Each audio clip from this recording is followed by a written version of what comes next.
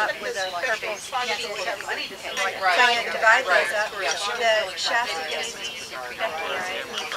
feeds in out. So they need to figure out. We had an interest as a group, looking at what the everyday person had available to them and the range of that, and just looking at the historical time period as well, and what was going on politically and rulers and the Black Death and how things could have affected gardens.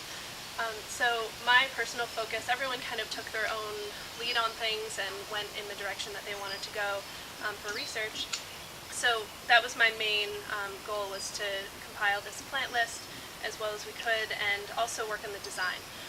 I really wanted to see how are these gardens laid out, and reading through the research was an interesting process because there is so much information about the royal gardens, as I said, and to find pictures of the common garden was harder, or not even pictures, but just specific write-ups about it. So it was a lot of reading in between the lines in a way, and piecing out what made sense, or seemed to make sense. So I started with my research, and then I continued on in the spring to work more on the design part after I found out about the plants. And we had some meetings together, discussed exactly what plants we wanted to grow, and then with the help of John and the students over at Stockbridge, they grew these amazing starts back in March that I was able to put in.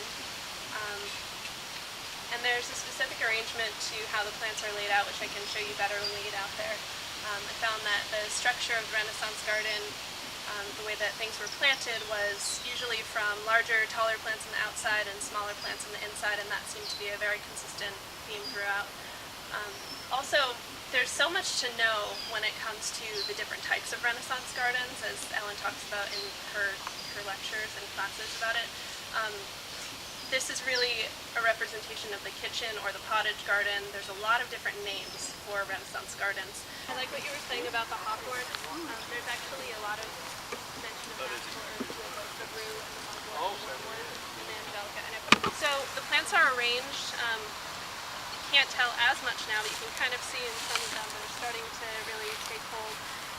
The taller plants are on the outside, and strawberries were generally always in the center, and I tried to be really conscious of the height. There's a lot of perennials on this side in particular, and there's really more herbs than even vegetables in this garden. Some of the vegetables start more over here. I did some direct seeding. There's carrots coming up here and some beets. Safflower is going in there in a couple days. I had to germinate that at home. And there's a lot of companion planting that's happening.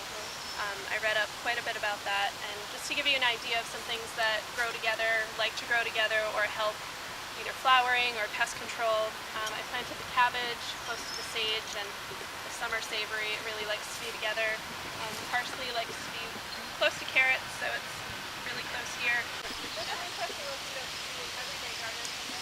These picked up here because used in Renaissance for a lot of cold conditions and lovage. This flowering plant is borage, some of you know. And like I said, we'll have more information out about exactly how to plant it.